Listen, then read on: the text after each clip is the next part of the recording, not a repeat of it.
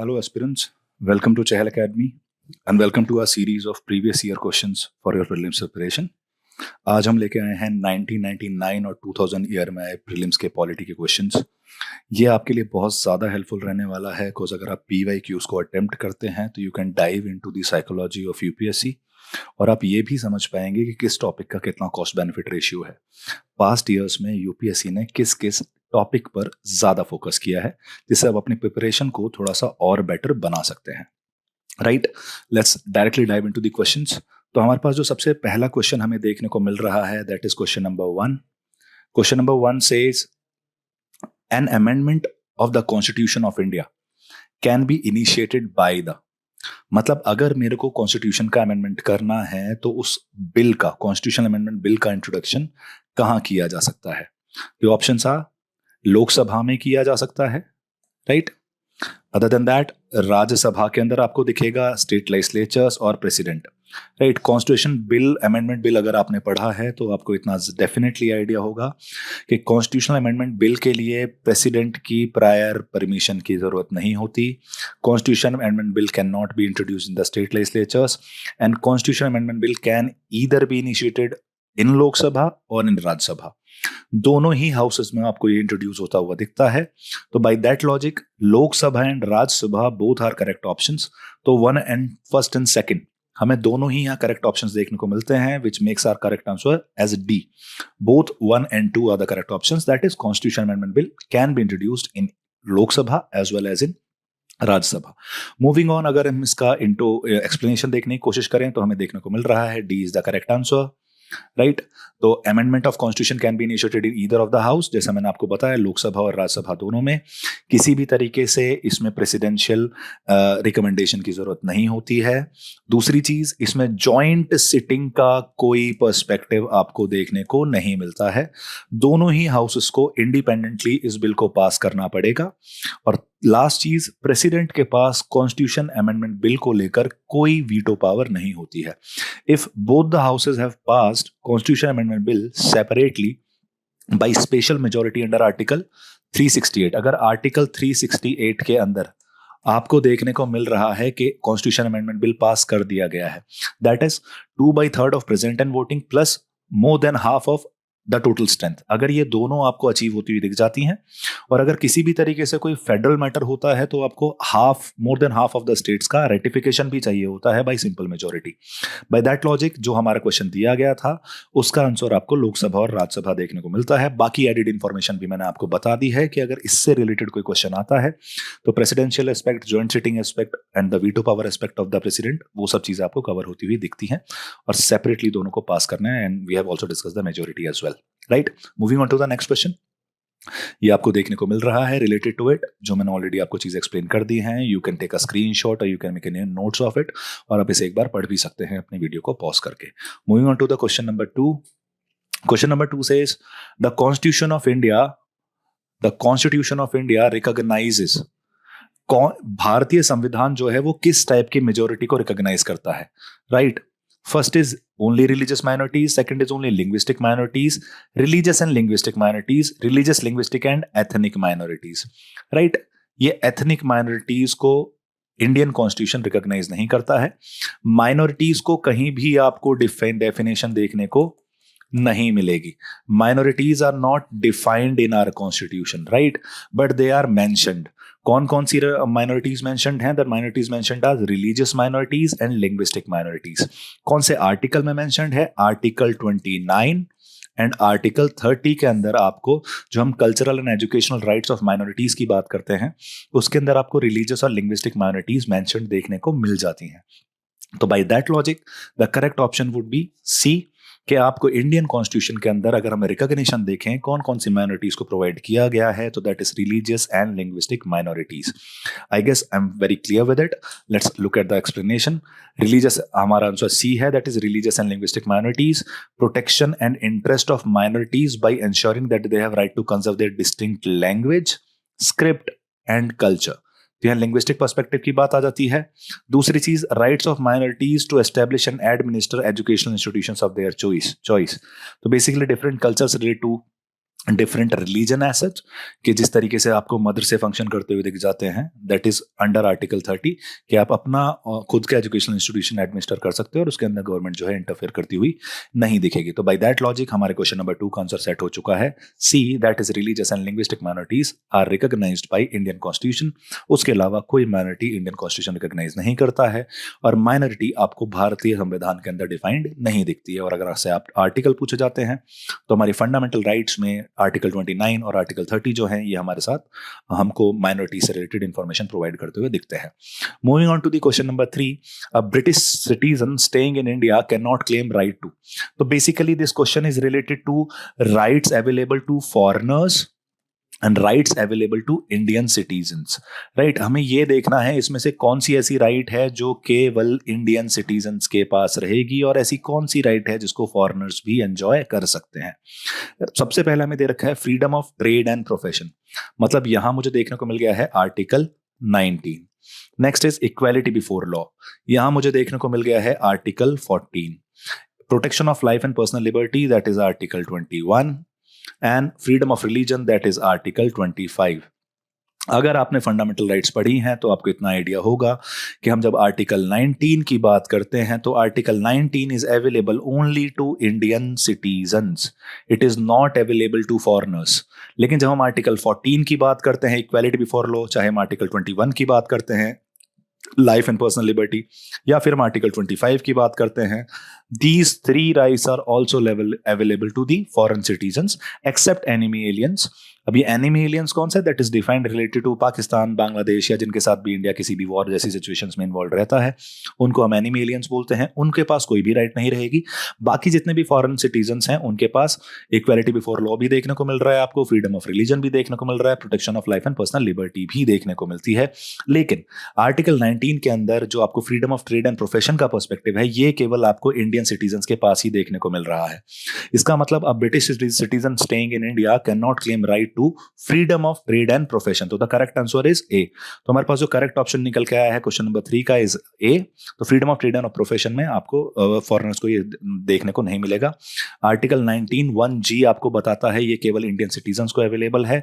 ये Indian citizens को allow करता है कि वो कोई भी प्रोफेशन कैरी आउट कर सकते हैं, कोई भी ऑक्यूपेशन, कोई भी ट्रेड और कोई भी बिजनेस चला सकते हैं। ऑफकोर्स इसमें भी कुछ लिमिटेशंस हैं, राइट ऐसा नहीं है कि आपको कोई भी चीज विदाउट लिमिटेशंस दिखेगी इंडियन फंडामेंटल राइट्स के अंदर। तो इसके अंदर लिमिटेशंस आपको ऐसी देखने को मिलती हैं कि कुछ चीजें ऐसी हैं जिनको आप ओपनली नहीं कर सकते। जैसे फॉर एग्जांपल आप अल्कोहल बिजनेस ओपनली नहीं कर सकते, that is not covered under article 19(1)(g। उसके लिए आपको स्पेशल परमिशन और स्पेशल लाइसेंसिंग की जरूरत होती है। तो ऐसा नहीं है this right is absolute, this is also restricted, this is also limited। equality before law, this is available to both citizens as well as non citizens, जिसे सबको लॉ के सामने बराबरी दिखाया जाए, हमें आर्टिकल 14 के अंदर देखने को मिल रहा है।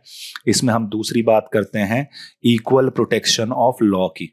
तो हम क्या बोलते हैं कि आपको देखने को मिल रहा है कि equality before law and equal protection of law, ये दोनों ही आपको citizens as well as non citizens पे देखने को मिलती हैं।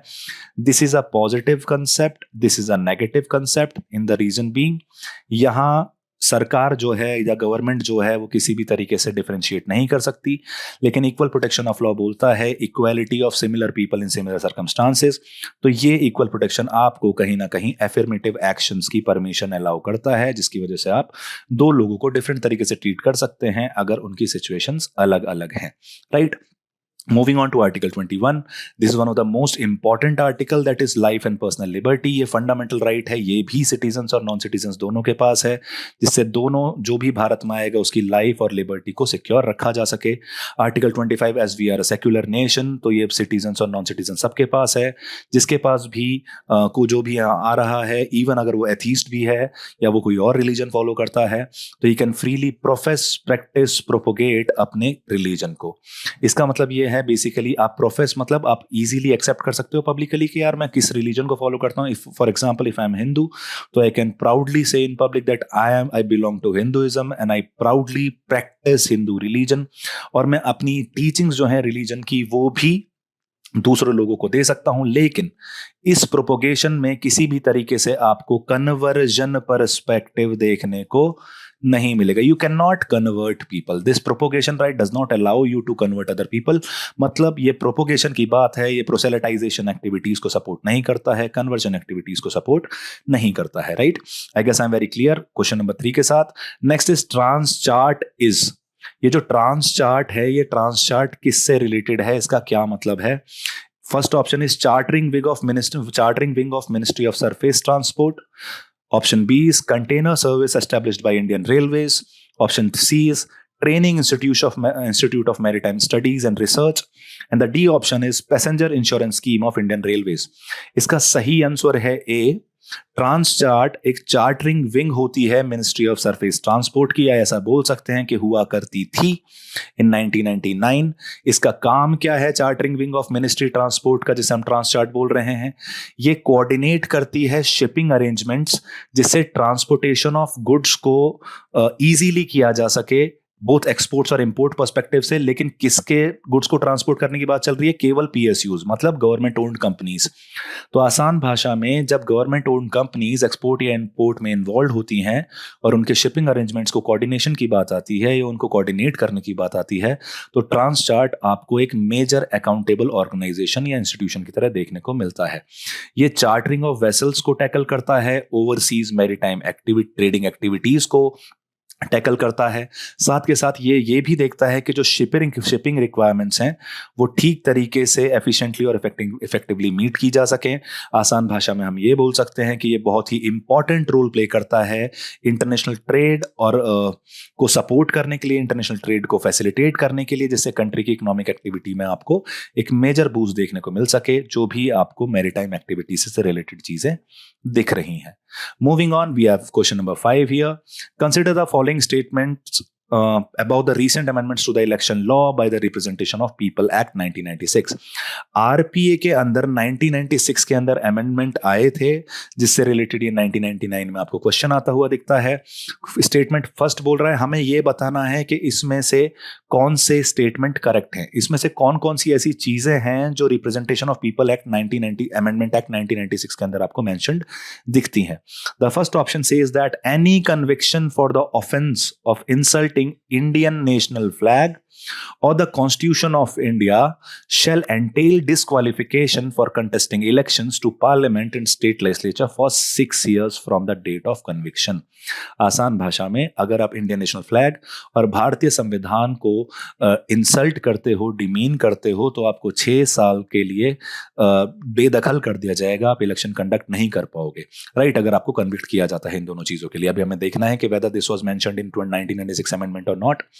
Statement 2 says there is an increase in the security deposit which a candidate has to make to contest the elections to the Lok Sabha. See, non-serious candidates को बाहर निकालने के लिए ये भी अमेंडमेंट में इनमें ये बोला गया है कि जो सिक्योरिटी डिपॉजिट है उसकी जो अमाउंट है उसको बढ़ा दिया जाएगा. ऐसा बोला जाता है कि अगर आप मिनिमम अमाउंट ऑफ वोट्स नहीं ले पाते हो तो आपकी सिक्योरिटी डिपॉजिट वापस नहीं मिलती है, जिसे आसान भाषा में हम बोलते हैं जमानत जब्त हो गई. तो ये जो जमानत जमा करनी पड़ती है 1996 अमेंडमेंट ने उसका अमाउंट बढ़ा दिया था, ऐसा इस स्टेटमेंट का कहना है. A candidate can not now stand for election for from more than one parliamentary constituency. एक सिंगल मेंबर एक से ज्यादा कॉन्स्टिट्यूएंसी से आपको इलेक्शन लड़ता हुआ नहीं दिखेगा. ये थर्ड स्टेटमेंट है हमारा. अब इसका पर्सपेक्टिव आप अभी भी देख सकते हो. नरेंद्र मोदी 2014-2019 इलेक्शंस में आपको 2 कॉन्स्टिट्यूएंसी से लड़ते हुए दिखे, राहुल गांधी भी आपको 2 कॉन्स्टिट्यूएंसी से लड़ते हुए दिख जाते हैं. तो डेफिनेटली ये तो आज भी आपको अप्लाई होता हुआ नहीं दिखता है. तो हमें ये डायरेक्टली गलत देखने को मिल रहा है कि अगर ये अमेंडमेंट किया गया होता तो आज की डेट में एक मेंबर एक से ज्यादा कॉन्स्टिट्यूएंसी से आपको इलेक्शन फाइट करता हुआ नहीं दिखता. The fourth step option is No election will now be countermanded on the death of a contesting candidate. मतलब अगर कोई contesting candidate मर जाता है तो वहां का इलेक्शन कैंसिल नहीं किया जाएगा. It must be continued. अब हमें ये देखना है इन चारों स्टेटमेंट में से कौन कौन से ऐसे स्टेटमेंट हैं जिसको 1996 representation of people amendment act के थ्रू लाया गया था? तो हमारे पास third option is eliminated, third is not correct.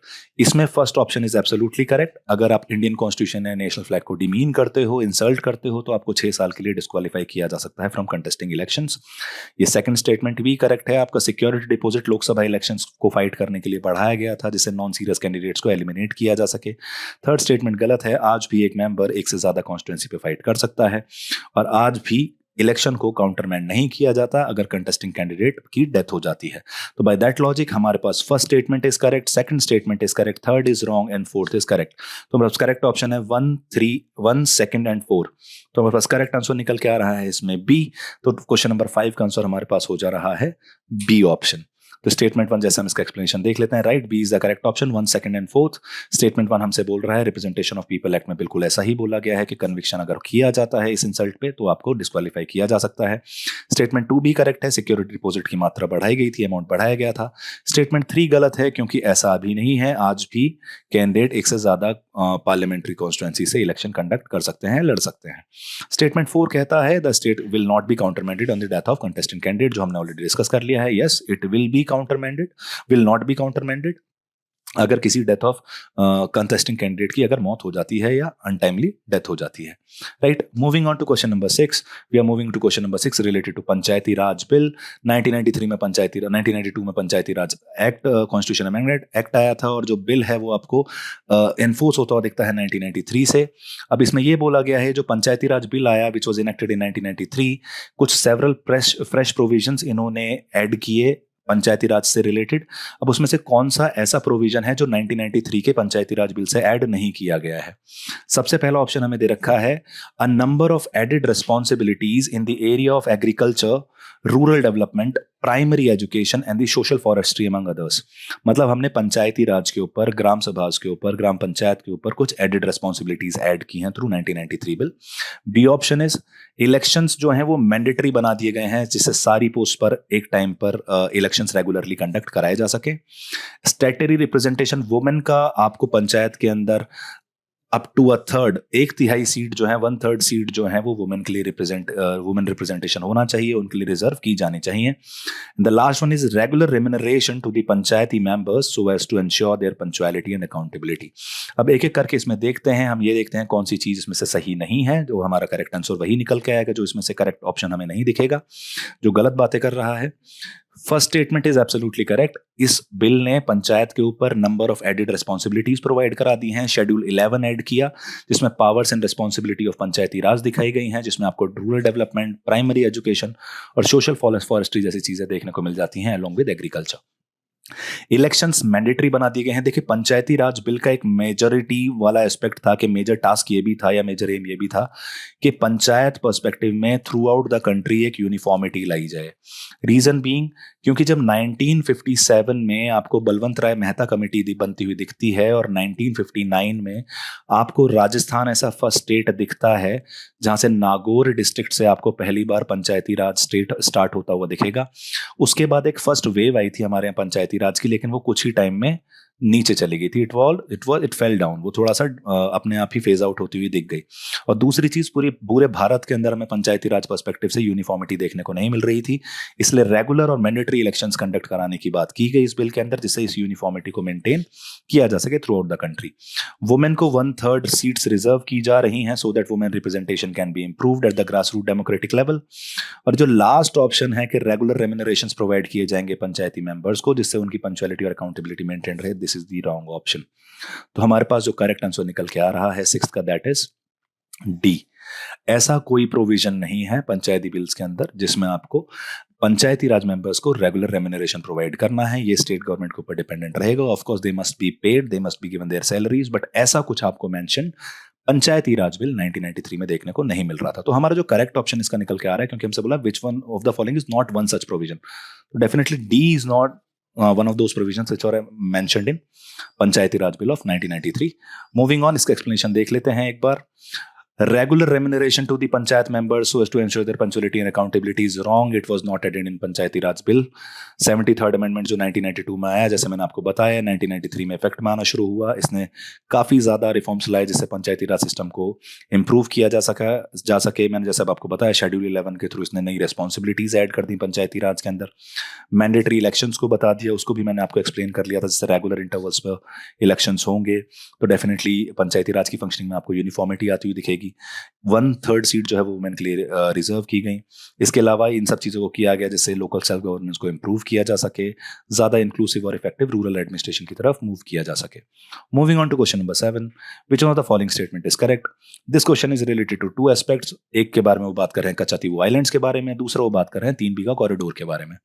Right अब ये दोनों से रिलेटेड आपको यहाँ 4 स्टेटमेंट्स देखने को मिल रहे हैं. आपको ये देखना है कि इसमें से कौन सा स्टेटमेंट कच्चातीवू और 3 बीघा कॉरिडोर के बारे में सही एक्सप्लेनेशन प्रोवाइड कर रहा है, या सही बातें या सही फैक्ट्स प्रोवाइड कर रहा है.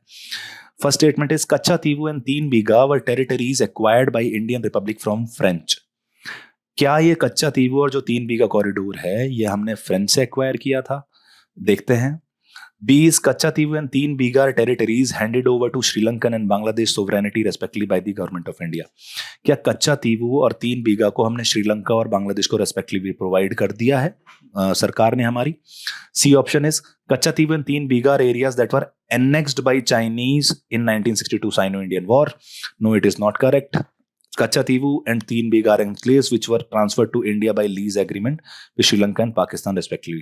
ये बोल रहे हैं कच्चातीवू और 3 बीघा वो हैं जो श्रीलंका और पाकिस्तान ने भारत को दे दिए थे. तो इसमें से जो आपको करेक्ट ऑप्शन देखने को मिल रहा है वो है बी. सी कच्चातीवू एक आइलैंड है near Rameswaram, basically India Sri Lanka territorial waters में है. वो दोनों कंट्रीज क्लेम करती हैं इसको, पर ये एक ऐसा रीजन था जो ब्रिटिश डोमिनियन का पार्ट था, लेकिन ब्रिटिश डोमिनियन इसे बिना किसी का हिस्सा बनाए ना इंडिया ना श्रीलंका यहाँ से चले गए. तो कुछ टाइम बाद even during the time of Nehru हमने अच्छे रिलेशंस रखना चाहते थे हम श्रीलंका के साथ, और इवेंचुअली बाय इंदिरा गांधी इन 1974 हमने एक कच्चातीवू आइलैंड किसको प्रोवाइड कर दिया? हमने कच्चातीवू आइलैंड श्रीलंका को प्रोवाइड कर दिया, जो हमें बताता है Katchatheevu was handed over to Sri Lanka by government of India. This was in 1974. 1974 में हमने ऐसा किया. दूसरा इस 3 बीघा कॉरिडोर हमने बांग्लादेश को प्रोवाइड कर दिया है. Basically it was more about, हमने बेरूबरी यूनियन का पर्सपेक्टिव पढ़ा होगा आपने, पॉलिटी के अंदर एक केस पढ़ा होगा बेरूबरी यूनियन केस. तो बेरूबरी यूनियन जो है वो भारत ने अपने अंडर ले ली थी, और ये बोला गया था कि जो 3 बीघा कॉरिडोर है इस पे सोवरेन एक्सेस प्रोवाइड किया जाएगा बांग्लादेश को. आज की डेट में इंडिया और बांग्लादेश के बीच में आपको बाउंड्री इश्यूज भी देखने को मिल रहे हैं, उसमें कहीं ना कहीं 3 बीघा आपको वापस से न्यूज में भी देखने को मिल रहा है. तो ऑल द क्वेश्चन 1999 का है, लेकिन आपके लिए ये करंट ओरिएंटेशन से भी इंपॉर्टेंट है, डायनेमिक एस्पेक्ट से भी इंपॉर्टेंट है. तो हमारे पास जो करेक्ट ऑप्शन देखने को मिल रहा है दैट इज बी, कि Katchatheevu and 3 Bigha are those territories which were handed over to Sri Lanka and Bangladeshi sovereignty respectively by government of India. Moving on to its explanation, हमारे पास करेक्ट ऑप्शन बी देखने को मिला. जैसे मैंने आपको बताया कच्चातीवू एक स्मॉल आइलैंड है, कहाँ एग्जिस्ट करता है? पाक स्टेट में एग्जिस्ट करता है, जिसको श्रीलंका को ट्रांसफर कर दिया गया था 1974 में थ्रू अ बायलैटरल एग्रीमेंट. जैसे मैंने आपको बताया इंदिरा गांधी गवर्नमेंट ने इसको श्रीलंका को ट्रांसफर कर दिया था. आज की डेट में इसके ऊपर एक सुप्रीम कोर्ट में पेटिशन गई हुई है. द रीजन बीइंग, क्योंकि बेरूबरी यूनियन केस के बाद ये डेफिनेट बोल दिया गया था कि कोई भी टेरिटरी अगर भारत को सीड करनी है किसी और कंट्री को तो वो कॉन्स्टिट्यूशन अमेंडमेंट के थ्रू ही की जा सकती है. लेकिन ये जो कच्चातीवू वाला इशू था इसमें कोई भी कॉन्स्टिट्यूशन अमेंडमेंट आपको आता हुआ नहीं दिखा था, जिसकी वजह से आज ये कॉन्ट्रोवर्शियल या फिर एक बोन ऑफ कंटेंशन बना हुआ है इंडिया के अंदर. जहां तक रही 3 बीघा की बात, ये एक स्मॉल एरिया है वेस्ट बंगाल के अंदर जो आपको बांग्लादेश से बॉर्डर करता हुआ दिखता है. ये बांग्लादेश को हैंड ओवर कर दिया गया था 1992 तक, लेकिन ये आपको केवल 2010 तक के एग्रीमेंट तक ही फंक्शन करता हुआ दिखा. उसके बाद से 3 बीघा कॉरिडोर का जो एक्सेस है वो बंद कर दिया गया था. अभी हम बार्ब्ड वायर फेंसिंग भी कर रहे हैं, वहां कटीले तार लगा रहे हैं, जिसकी वजह से जो प्रेजेंट गवर्नमेंट है बांग्लादेश के अंदर मोहम्मद यूनिस की, वो उससे एग्री नहीं कर रही हैं और उन्होंने इस पर रोक लगाने की बात की है. इस वजह से 3 बीघा कॉरिडोर आपको वापस न्यूज में आता हुआ दिखता है. Right, moving on to question number 8, consider the following functionaries.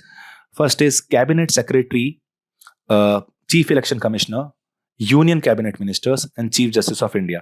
हमसे ये पूछा जा रहा है कि इनका ऑर्डर ऑफ प्रेसिडेंस क्या है। सबसे पहले आपको ये समझने की जरूरत है कि ऑर्डर ऑफ प्रेसिडेंस कहते किसे हैं। ऑर्डर ऑफ प्रेसिडेंस एक ऐसी हायरार्की है जो ऑफिशियल्स को उनकी रैंक्स के बेसिस पर डिसाइड करती, प्रायोरिटाइज करती है। तो इसमें हमसे ये पूछा गया है कि किसका प्रेफरेंस पहले आएगा, चीफ जस्टिस पहले आएगा, यूनियन कैबिनेट मिनिस्टर्स पहले आएंगे, सीईसी पहले आएगा, कैबिनेट सेक्रेटरी। तो अगर हम इसका प्रेफरेंस देखें तो हमें देखने को मिलेगा 4-2-4-3-2-1। मतलब सबसे ऊपर चीफ जस्टिस ऑफ इंडिया, फिर यूनियन कैबिनेट मिनिस्टर्स, फिर चीफ इलेक्शन कमिश्नर्स और चीफ कैबिनेट सेक्रेटरी। तो the correct answer would be 4-3-2-1। मतलब अगर इस ऑर्डर में देखा जाए तो चीफ जस्टिस ऑफ इंडिया आपको देखने को मिल रहा है, जिसको आप 7th प्रेसिडेंस पे रखते हो। यूनियन कैबिनेट मिनिस्टर्स को अगर देखा जाए तो union cabinet ministers are put in the matter, जहां आपको देखने को मिल रहे हैं 8th नंबर पे। तो मतलब आपको चीफ जस्टिस से नीचे देखने को मिलते हैं यूनियन कैबिनेट मिनिस्टर्स। अगर सीईसी की बात की जाए, चीफ इलेक्शन कमिश्नर की बात की जाए, तो जितने भी आपको चीफ इलेक्शन कमिश्नर्स देखने को मिलेंगे that would be down to after 8th, and फिर उसके बाद आपको कैबिनेट सेक्रेटरी आता हुआ दिखता है। अब ये ऑर्डर ऑफ प्रेसिडेंस अगर देखा जाए तो सबसे पहले आपको देखने को मिल रहे हैं, फर्स्ट पे है प्रेसिडेंट, सेकंड पे वाइस प्रेसिडेंट, थर्ड पे पीएम, फोर्थ पे गवर्नर्स जब वो अपने स्टेट के अंदर फंक्शन करने हैं। अगर वो अपने स्टेट के बाहर हैं तो उनको 4th नंबर पे नहीं रखा जाएगा गवर्नर्स को। 5th पे फॉर्मर प्रेसिडेंट्स, 6th पे आपको डेप्यूटी प्राइम मिनिस्टर, 7th पे चीफ जस्टिस ऑफ इंडिया और स्पीकर ऑफ लोकसभा, 8th पे cabinet ministers and chief ministers, 9th पे फॉर्मर प्राइम मिनिस्टर्स, 10th पे लीडर ऑफ अपोजिशन और 11th नंबर पे जो आपको भारत रत्न होल्डर्स देखने को मिल रहे हैं वो आपको 11th पे देखने को मिलेंगे, राइट। तो इसका आंसर हमारे पास ऑप्शन सी देखने को मिल रहा है, दैट इज 4-3-2-1। तो चीफ जस्टिस पहले, उसके बाद कैबिनेट मिनिस्टर्स, फिर chief election commissioners and last में आपको कैबिनेट सेक्रेटरी देखने को मिल जा रहे हैं। Moving on to question number 9, which of the following statements about a money bill is not correct. ये क्वेश्चन है मनी बिल से रिलेटेड। कॉन्स्टिट्यूशन अमेंडमेंट बिल के बारे में ऑलरेडी डिस्कस कर चुके हैं, अभी हम मनी बिल के बारे में डिस्कस करने जा रहे हैं। फर्स्ट स्टेटमेंट आपको बोलता हुआ दिखता है, money bill can be tabled in either house of the parliament. हमें यह पहचानना है कि इसमें से कौन सा स्टेटमेंट मनी बिल से रिलेटेड करेक्ट नहीं है। तो मनी बिल को किसी भी हाउस ऑफ द पार्लियामेंट में टेबल किया जा सकता है, पहला statement. Speaker of Lok Sabha is the final authority to decide whether a money bill is a money bill और not, okay. Option she says the राज्य सभा must return a money bill passed by the Lok Sabha and send it for reconsideration within 14 days. Option number D says the president cannot return a money bill to Lok Sabha for reconsideration. See, एक एक करके discuss करते हैं। पहला statement ही हमें गलत देखने को मिल गया है, cause money bill can only be tabled in लोक सभा। राज्यसभा के अंदर मनी बिल को टेबल नहीं किया जा सकता, राइट। मनी बिल को सबसे पहले प्रेसिडेंट की एक प्रायर परमिशन चाहिए होती है, मतलब आपको प्रेस की प्रायर परमिशन देखने को मिलेगी अगर आपको मनी बिल इंट्रोड्यूस करना है। उसके बाद ये कहां होगा, केवल लोकसभा में इंट्रोड्यूस होगा। Speaker is the final authority जो डिसाइड करता है weather a bill is money bill और नॉट। इसका मतलब हमारे पास ऑप्शन स्टेटमेंट बी जो है वो भी करेक्ट है। राज्यसभा के पास आपको कोई पावर देखने को नहीं मिल रही है। 14 डेज के अंदर उसने पास कर दिया, ठीक, otherwise it would be considered pass. तो रिकमेंडेशन एक्सेप्ट करे लोकसभा, ना करे उसकी मर्जी है। प्रेसिडेंट मनी बिल को लोकसभा में वापस नहीं भेज सकता रिकंसिडरेशन के लिए। इसका मतलब प्रेसिडेंट के पास 3 वीटो हैं, एब्सोल्यूट वीटो, पॉकेट वीटो और सस्पेंसिव वीटो। इसका मतलब सस्पेंसिव वीटो यूज नहीं कर सकता प्रेसिडेंट मनी बिल के केस में, बिल्कुल सही बात। पॉकेट वीटो यूज नहीं कर सकता मनी बिल के केस में, बिल्कुल सही बात। अगर वो कर सकता है तो वो केवल एब्सोल्यूट वीटो कर सकता है, या तो वो उसे परमिशन दे सकता है या वो उसे डिनाई कर सकता है, वो उसे विदहोल्ड या फिर रिकंसिडरेशन के लिए वापस नहीं भेज सकता। तो हमारे पास करेक्ट ऑप्शन जो निकल के आया है इस आंसर का, that is 9th A. Sorry guys, A हमारे पास करेक्ट ऑप्शन है 9th का। तो मनी बिल किसी भी हाउस में टेबल नहीं किया जाता, it should be tabled only in Lok Sabha. ये चीज मैंने आपको ऑलरेडी एक्सप्लेन कर दी है। A is our correct answer. Money bill can only be introduce in Lok Sabha and not in Rajya Sabha. Speaker is the final authority. अभी इसके ऊपर आपको एक केस भी चलता हुआ दिखता है कि क्या स्पीकर फाइनल अथॉरिटी रहेगा। 2017 में एक आधार बिल कंट्रोवर्सी आई थी। आधार बिल कंट्रोवर्सी में स्पीकर ने आधार बिल को मनी बिल की तरह पास करा दिया था, जबकि देयर वर सर्टेन प्रोविजंस के उसे फाइनेंस बिल की तरह पास कराया जाना चाहिए था। तो this issue went to supreme court, लेकिन सुप्रीम कोर्ट इसमें अगर इंटरफेयर करती है या फिर स्पीकर के इस डिसीजन में इंटरफेयर करती है तो it will go against separation of power. इस वजह से अभी तक तो सुप्रीम कोर्ट का कोई जजमेंट नहीं आया है और अभी तक speaker is the final deciding authority कि वो बिल मनी बिल है या फिर नहीं, राइट। राज्यसभा को 14 दिन के अंदर पास करना है, कर दिया तो ठीक, नहीं तो उसे पास मान लिया जाएगा। प्रेसिडेंट मनी बिल को रिटर्न नहीं कर सकता। प्रेसिडेंट के पास अगर वो गया है तो या तो उसे वो अप्रूव करेगा या फिर उसकी अपनी जो एसेंट है उसे विदहोल्ड कर लेगा, लेकिन उसे वापस नहीं भेज सकता, जैसा मैंने आपको ऑलरेडी एक्सप्लेन कर दिया था। Moving on to question number 10, the parliament can make any law for the whole or any part of India for implementing international treaties. इसमें यह बोला गया है कि जो पार्लियामेंट है हमारी, वो कोई भी ऐसा लॉ बना सकती है पूरे भारत के लिए या किसी पार्ट ऑफ भारत के लिए जब उसे इंटरनेशनल ट्रीटी या इंटरनेशनल कन्वेंशन या इंटरनेशनल एग्रीमेंट्स इंप्लाई करने होते हैं, इंप्लीमेंट करने होते हैं। तो ये वो काम जब करती है तो क्या वो ऐसा कर सकती है with the consent of all the states, with the consent of majority of the states, with the consent of the states concerned, या without the state consent of the state, any state। तो सी जब हम इसकी बात करते हैं international treaties और international agreements की, तो हमारे पास पिक्चर में आता है आर्टिकल 253। तो जब भी हम बात करते हैं ऐसे कौन कौन से प्रोविजंस हैं जहां पार्लियामेंट बेसिकली डोमिनेट करती है स्टेट लेजिस्लेचर को, तो उसमें से एक आर्टिकल 253 भी है कि जब भी सेंट्रल गवर्नमेंट को कोई भी इंटरनेशनल ट्रीटी या इंटरनेशनल कन्वेंशन अप्लाई करना होता है, इम्प्लाई करना होता है, तो उसे किसी भी स्टेट से परमिशन लेने की जरूरत नहीं है। अदर ऐसे आर्टिकल्स जहां आपको पार्लियामेंट डोमिनेट करती हुई दिखती है over state legislature is article 249, article 250, article 253 मैंने ऑलरेडी लिख दिया है, आर्टिकल 252, आर्टिकल 251 रह गया है। उसके अंदर ये बोला जाता है कि 249 और 250 स्टेट से पावर नहीं छीनते उन मैटर्स के ऊपर लॉ बनाने के लिए जिनके ऊपर सेंटर बना रहा है, जो स्टेट मैटर्स हैं। इसके अलावा आपको आर्टिकल 253 में लिखा है, इसके अलावा 356 एंड आर्टिकल 365, ये सारे वो आर्टिकल्स हैं जो आपको दिखाते हैं कि किस तरीके से यूनिटरी फीचर आपको डोमिनेट करता हुआ दिख रहा है ओवर द फेडरल फीचर्स, और आप स्टेट की पावर्स को भी सेंटर के हाथ में जाते हुए दिखते हो, और वो कोई ऐसा काम कर सकता है जिसमें स्टेट की परमिशन की जरूरत नहीं पड़ती है। तो हमारे पास जो करेक्ट आंसर है इसका वो डी है। Question number 10 answer is D. जब भी हम आर्टिकल 253 की बात करते हैं तो वहां बिना किसी स्टेट की कंसेंट के बिना भी हम इंटरनेशनल एग्रीमेंट, ट्रीटीज और कन्वेंशंस को इंप्लाई कर सकते हैं। यह हमारे इंटरनेशनल ऑब्लिगेशंस को फुलफिल करने के लिए और कमिटमेंट्स को फुलफिल करने के लिए जरूरी है, जिससे हम इफेक्टिवली और एफिशिएंटली इस चीज को कर पाएं। Question number 11 says the state which has the largest number of seats reserved for scheduled tribes in Lok Sabha. See ये ना नंबर्स देखो, जब भी कोई ऐसे क्वेश्चंस आते हैं तो आपके पास इसका स्पेसिफिक नंबर नहीं हो सकता। You can not be this factual कि आप ये सारे फैक्ट्स याद करके आओ, लेकिन आपके पास कॉमन सेंस जरूर है। तो आपके पास जब हम बात करते हैं, स्टेट ऑप्शन दे रखा है Bihar, second is Gujarat, third is Uttar Pradesh, D is Madhya प्रदेश।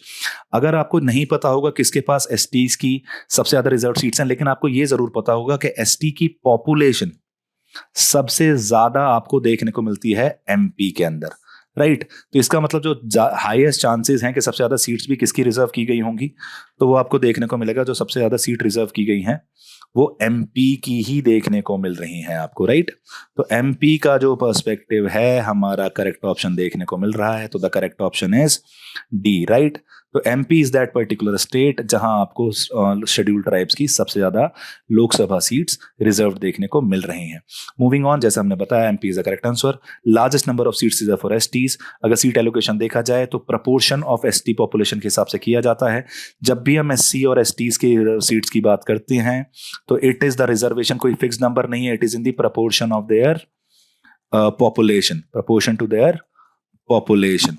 जितनी उनकी पॉपुलेशन होगी उस बेसिस पे उनकी सीट्स को रिजर्व किया जाएगा। तो आपको एमपी में पॉपुलेशन ज्यादा देखने को मिल रही है, इसलिए एसटी की सीट भी ज्यादा देखने को मिल रही हैं।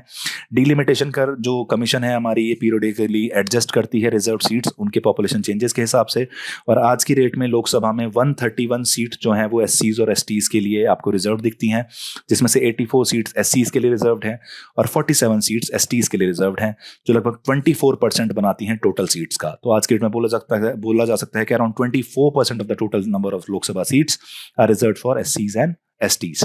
Moving on to question number 12. Speaker can ask a member of the House to stop speaking and let another member speak.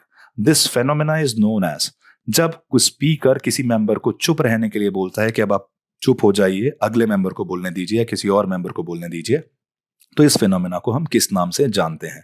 तो सबसे पहला ऑप्शन दे रखा है आपको decorum, second is crossing the floor, third is interpellation and the fourth one is yielding the floor. Decorum का मतलब होता है कि अगर आप बेसिकली हाउस के अंदर डिसिप्लिन मेंटेन कर पा रहे हैं, नहीं कर पा रहे हैं, ऑर्डर मेंटेन कर पा रहे हैं या नहीं कर पा रहे हैं, तो उसे हम डेकोरम बोलते हैं। तो decorum is eliminated. Crossing the floor का मतलब होता है कि जब कोई मेंबर अपनी पार्टी एलिजियंस चेंज करता है, मतलब फॉर एग्जांपल जिस पार्टी को वो सपोर्ट कर रहा था उसके अलावा अगर वो स्विच कर जाता है टू सम अदर पार्टी, तो बेसिकली आप बोलते हैं कि the member has already cross the floor, right. तो हमारे पास सेकंड भी जो है एलिमिनेट हो चुका है, क्योंकि इस क्वेश्चन हमारा ये नहीं पूछ रहा। इंटरपेलेशन का मतलब होता है कि जब कोई एमपी या एमएलए, बोथ केसेस में, जब ये सरकार को, गवर्नमेंट को क्वेश्चन करते हैं किसी चीज को लेके, राइट, तो उसको हम बोलते हैं इंटरपेलेशन। तो इस केस में आपको इंटरपेलेशन भी एलिमिनेट होता जाता है। Last is yielding the floor, मतलब अब आप फ्लोर को छोड़ सकते हैं so that next member can speak. तो हमारा जो सवाल है 12th क्वेश्चन, उसका हमें सही जवाब देखने को मिल रहा है यील्डिंग द फ्लोर।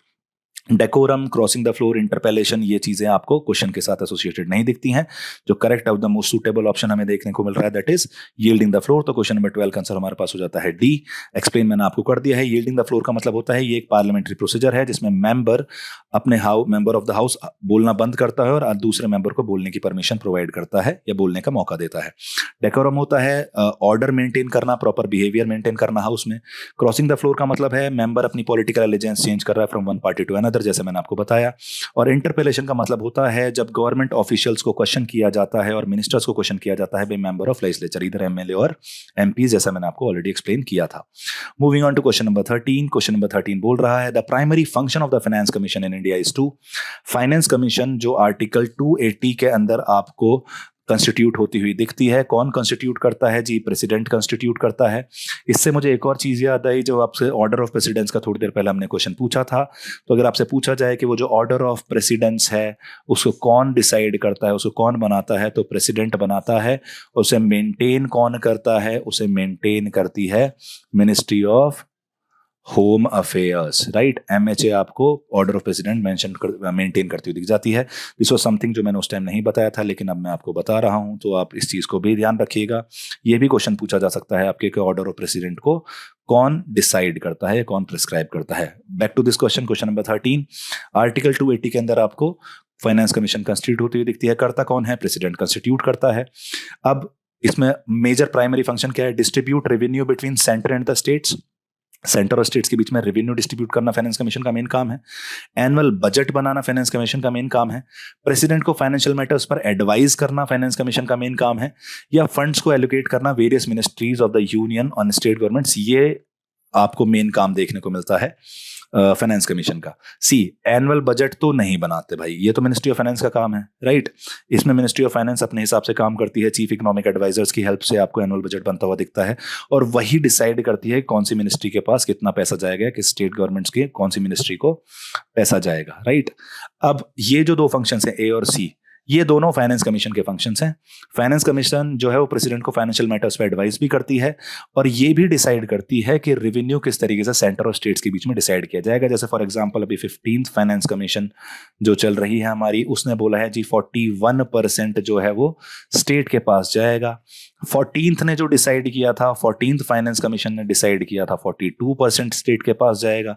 लेकिन ये जो 1% का आपको गैप देखने को मिल रहा है, this goes to Jammu and Kashmir, क्योंकि 14th फाइनेंस कमीशन के टाइम पे Jammu and Kashmir was a state, लेकिन आज की डेट में जब आप देखते हो 15th फाइनेंस कमीशन के टाइम पे, तो it has become a UT या फिर सेंट्रली एडमिनिस्टर्ड टेरिटरी।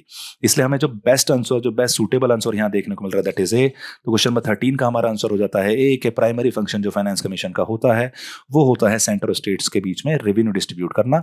वो कंडीशंस प्रोवाइड करते हैं कि जी पॉपुलेशन कितनी है, एरिया कितना है, एनवायरमेंट पे कितना वर्क किया है, इनकम डिस्टेंस कितना है, इन सारी चीज़ों को ध्यान में रखते हुए आप सेंटर और स्टेट के बीच में बजट एलोकेशन की बातें होते हुए दिखते हैं, which is suggested by, which is recommended by finance commission, although finance commission के recommendations are advisory in nature.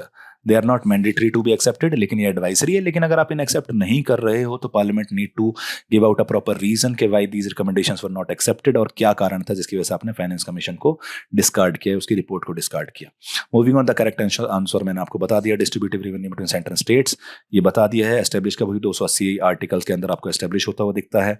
ये फाइनेंशियल रिसोर्सेज के डिस्ट्रीब्यूशन की बात करती है, गवर्नमेंट फाइनेंस को कंसिडर करती है, रेवेन्यू की नीड्स को, एक्सपेंडिचर पैटर्न्स को, और भारत की जो फिस्कल कैपेसिटी है और उनके स्टेट्स की जो फिस्कल कैपेसिटी है उसको भी कंसिडर करके ये रिकमेंड करती है। Recommendations, sharing of tax revenues, grants in aid, other financial resources, जिससे फेयर और इक्विटेबल डिस्ट्रीब्यूशन देखा जा सके और एक बैलेंस्ड डेवलपमेंट और बैलेंस्ड ग्रोथ का पर्सपेक्टिव भी मिल सके, और स्टेट्स के पास थोड़ी बहुत फिस्कल या फाइनेंशियल ऑटोनॉमी भी आपको आती हुई दिखे। Right, moving on to question number 14, consider the following statements about attorney general of India. Attorney general हमारे पास आर्टिकल 76 का पार्ट है, और अटॉर्नी जनरल को हम यूनियन एग्जीक्यूटिव का ही हिस्सा मानते हैं। राइट, अब हमें यहाँ अटॉर्नी जनरल के बारे में कुछ स्टेटमेंट दे रखे हैं, हमें पता करना है कि कौन सा सही है कौन सा नहीं है। राइट, हमें इसमें से करेक्ट ही चूज करने हैं। He is appointed by the president of India, बिल्कुल सही बात, he is appointed by the president of India. He must have same qualification as required by the जज ऑफ अ सुप्रीम कोर्ट, बिल्कुल सही बात।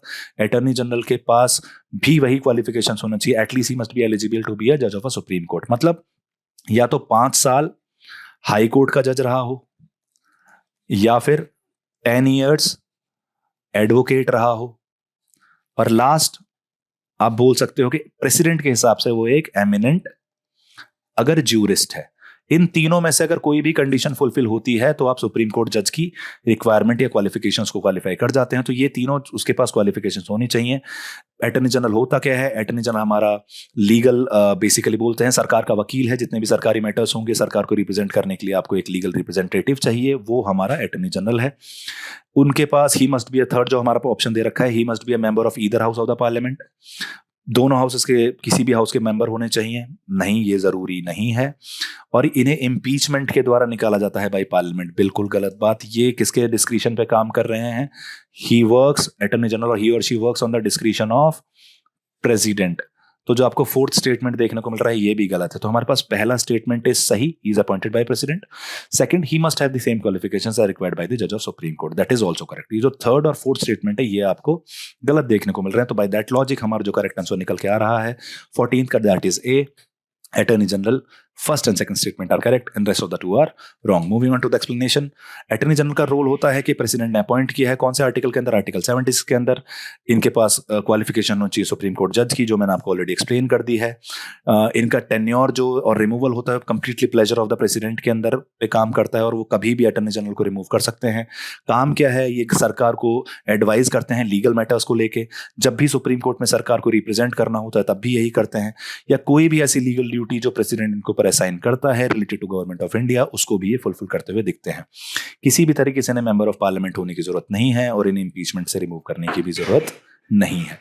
Moving on to question number 15, the 73rd constitution amendment act of 1992 refers to the C. इतना straightforward questions आज की date में तो नहीं आएंगे, आपके लिए एकदम हलवा और लल्लू क्वेश्चन है ये। ए पार्ट हमें क्या देखने को मिल रहा है? जी 73rd अमेंडमेंट किस लिए आया था? अगर इसमें ऑप्शंस नहीं दिए गए होते तो भी शायद इसका आप आंसर बहुत इजीली कर सकते थे, इसमें मैं अपना टाइम बर्बाद नहीं करूंगा। तो option is C, laying down the foundation for strong and vibrant panchayati raj institution in the country. इसकी वजह से क्या दिखा आपको 11th शेड्यूल ऐड होता हुआ दिखा। राइट, आपको 243 आर्टिकल्स में चेंजेस होते हुए दिखे। साथ के साथ आपको ये भी देखने को मिला किस तरीके से आप पंचायती राज को कॉन्स्टिट्यूशनलिज्म प्रोवाइड कर पाए। पंचायती राज को आपने कॉन्स्टिट्यूशनल बना दिया अंडर दिस आर्टिकल या अंडर दिस अमेंडमेंट। राइट, साथ के साथ हमें यह भी देखने को मिल रहा है कि हम थोड़ा बहुत यूनिफॉर्मिटी लाने की कोशिश कर रहे थे। अब ये 73rd अमेंडमेंट लाया किसकी रिकमेंडेशन पे गया था? कौन बोल रहा था कि पंचायती राज को कॉन्स्टिट्यूशनल स्टेटस देना चाहिए? तो वो हमें देखने को मिलती है LM सिंघवी कमेटी। तो ये भी आपको याद रखना है कि LM Singhvi committee was the one committee जिसकी वजह से आपको पंचायती राज को कॉन्स्टिट्यूशनल स्टेटस देखने को मिला था। तो correct option is C. Pretty straightforward questions, इसमें कोई दिक्कत की बात नहीं होनी चाहिए। ये आपको बता रहा है 3 टायर सिस्टम एस्टेब्लिश करेंगे, रेगुलर इलेक्शंस कंडक्ट कराएंगे। 3 टायर सिस्टम हम बोल रहे हैं विलेज लेवल पे, इंटरमीडिएट लेवल पे, डिस्ट्रिक्ट लेवल पे, लेकिन इसमें एक कैच है कि अगर आपकी पॉपुलेशन लेस देन 20 lakhs है तो आपको फिर इंटरमीडिएट लेवल पे बनाने की जरूरत नहीं है, आप केवल विलेज और डिस्ट्रिक्ट लेवल पे ही फंक्शन कर सकते हैं। रिजर्वेशन शेड्यूल और शेड्यूल कास्ट ट्राइब्स का है on the basis of population, और वुमेन रिजर्वेशन की हम बात करते हैं 33%, 1/3 सीट्स के लिए। ओबीसी रिजर्वेशन मिलना चाहिए नहीं मिलना चाहिए, that depends on state government, right. ये आपको इसके अंदर मेंशन नहीं दिखता है। और डिवोल्यूशन ऑफ पावर्स है, पावर्स और रेस्पॉन्सिबिलिटी आपको पंचायत को डिवॉल्व करनी है जिससे वो सेल्फ गवर्निंग इंस्टीट्यूशन की तरह फंक्शन कर सकें। पेपर पे तो यही है कि पावर डिवॉल्व कर दी है, लेकिन अगर रियलिटी देखी जाए तो आज की डेट में panchayat are nothing more but implementing agencies. जो हम प्लानिंग वाला पर्सपेक्टिव बोलते हैं वो कभी डिवॉल्व किया ही नहीं गया। तो ऑन पेपर्स काफी सारे चेंजेस किए गए, लेकिन इन रियलिटी उतने सारे चेंजेस आपको ग्रास रूट लेवल पे होते हुए नहीं दिखे। Moving on to question number 16, हमें यहाँ दे रखा है कि 4 आपको लोकल बॉडीज दे रखी हैं, 4 स्टेट्स दे रखे हैं एज इन 1999। ये लोकल बॉडीज हैं, हमें कनेक्ट करना है किसको किससे कनेक्ट किया जा सकता है। जिला परिषद एट सब डिविजनल लेवल किस स्टेट में देखने को मिलेगा, आंध्र प्रदेश, आसाम, मिजोरम, मेघालय। मंडल प्रजा परिषद किस स्टेट में देखने को मिलेगा, ट्राइबल काउंसिल्स कहाँ देखने को मिल रही हैं, और एब्सेंस ऑफ विलेज पंचायत आपको कहाँ देखने को मिल रहा है। तो सबसे पहले जो जिला परिषद सब डिविजनल लेवल है ये आपको देखने को मिलता है असम के अंदर। मंडल प्रजा परिषद आपको देखने को मिल रही है आंध्र प्रदेश के अंदर। ट्राइबल काउंसिल्स आपको देखने को मिल रही हैं मिजोरम के अंदर, और एब्सेंस ऑफ विलेज पंचायत आपको देखने को मिल रहा है मेघालय के अंदर। तो बाय दैट हमें देखने को मिल रहा है first is B, second is A, third is C, and the last one fourth is D। तो हमारे पास इसके हिसाब से करेक्ट ऑप्शन निकल के आ रहा है D, कि 16th का answer is D। Yes, the correct answer is D. जिला परिषद सब डिविजनल लेवल आपको आसाम में देखने को मिलेंगी। मंडल प्रजा परिषद आपको आंध्र प्रदेश में देखने को मिल रही है, it is specific to Andhra Pradesh. Tribal councils आपको मिजोरम में देखने को मिल रही है। यहाँ मिजोरम में कौन सी ट्राइबल काउंसिल देखने को मिल रही है, आपको चकमा ट्राइबल काउंसिल देखने को मिल जाती है, right. Absence of village panchayat is characterised in Meghalaya. Meghalaya में आपको गारो, खासी, जयंतिया देखने को मिल रहे हैं, इसलिए आपको यहाँ पंचायत ना देख के आपको ट्राइबल पर्सपेक्टिव और ट्राइबल काउंसिल जैसी चीजें ज्यादा फंक्शन करती हुई दिखती हैं, right. Moving on to question number 17, while delivering the presidential address the congress president who advocated for the introduction of roman script for hindi language was। ऐसे कौन से कांग्रेस प्रेसिडेंट थे जिन्होंने अपना प्रेसिडेंशियल एड्रेस में रोमन स्क्रिप्ट के introduction की बात की थी हिंदी लैंग्वेज की जगह, right. Options are Mahatma Gandhi, Jawaharlal Nehru, Abul Kalam आजाद, सुभाष चंद्र बोस। ये सब के सब एक at a point of time Indian national Congress के प्रेसिडेंट रह चुके हैं। इन्होंने बेलगांव सेशन लीड किया था। Jawaharlal Nehru headed 1929 session as well as 1937 session. Abul Kalam Azad आपको 1940 से लेकर 46 तक लगातार 45 तक आपको लगातार इंडियन कांग्रेस प्रेसिडेंट दिखते हैं। और सुभाष चंद्र बोस 1938 के हरिपुरा सेशन में और 1939 के त्रिपुरी सेशन में भी थे, लेकिन 1939 में इन्होंने रिजाइन कर दिया था कॉज ऑफ टसल्स और कॉज ऑफ डिसएग्रीमेंट्स और cause of differences with Mahatma Gandhi. अब इवेंचुअली इसका जो करेक्ट आंसर है, ऐसे कौन से प्रेसिडेंशियल एड्रेस में ऐसे कौन से कांग्रेस प्रेसिडेंट थे जिन्होंने एडवोकेट किया, तो the correct answer is Subhash Chandra Bose. इन्होंने 1938 के जब हरिपुरा सेशन में ये अपना प्रेसिडेंशियल एड्रेस दे रहे थे तो इन्होंने बोला था कि रोमन स्क्रिप्ट को इंट्रोड्यूस कर देना चाहिए हिंदी लैंग्वेज की जगह, जिससे वो रेस्ट ऑफ द कंट्री भी उसको ज्यादा बेटर समझ पाए, क्योंकि almost Hindi is the most dominating language in India, लेकिन only 41% of the total population इसे अपनी मदर टंग बता सकती है। मतलब रेस्ट ऑफ द 59% पॉपुलेशन की मदर टंग हिंदी नहीं है, इसलिए Roman script could have acted as a link language. इस वजह से सुभाष चंद्र बोस ने बोला कि रोमन स्क्रिप्ट को इंट्रोड्यूस करना चाहिए हिंदी लैंग्वेज की जगह, right. This was our question number 17. This was all from 1999 session. I guess आपको सारी चीजें क्लियर हो चुकी होंगी। मैंने बाकी चीजें भी कवर करने की कोशिश करी। आप अगर PYQs पे इसी तरीके से फोकस करेंगे और हमारे साथ जुड़े रहेंगे तो डेफिनेटली आप अपने क्वेश्चंस को प्रीलिम्स के अंदर बेटर टैकल कर पाएंगे और हमारे अपने सपने के साथ हमें भी जोड़ पाएंगे और बेटर परफॉर्म कर पाएंगे, अपने प्रीलिम्स क्लियर करने के सपने के थोड़ा सा और नजदीक जा पाएंगे। That was all from my end. Thank you so much, guys. See you some other time with another video on PYQs and have a good day.